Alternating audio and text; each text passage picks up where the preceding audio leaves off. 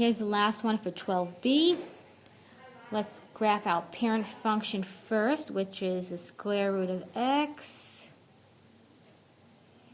Okay, I'm going to do that one in black. Square root of x. Square root of 0 is 0. Square root of 1 is 1. Square root of 4, 1, 2, 3, 4 is 2. The square root of 9, 5, 6, 7, 8, 9 is 3. So here's my square root of x. Now, what does the transformation say? We have it as, let's do that in red, y equals negative square root of x minus 1. So in the radical there, it's minus 1, so that means we're going to go to the right one. And what does the negative on the outside mean? Means you're going to reflect it in the x-axis. Okay, so let's go to the right one for the first dot, reflected in the x-axis. Well, it's going to land right where it is.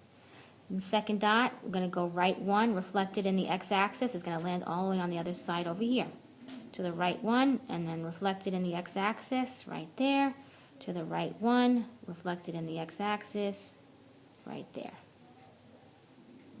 So there's the result.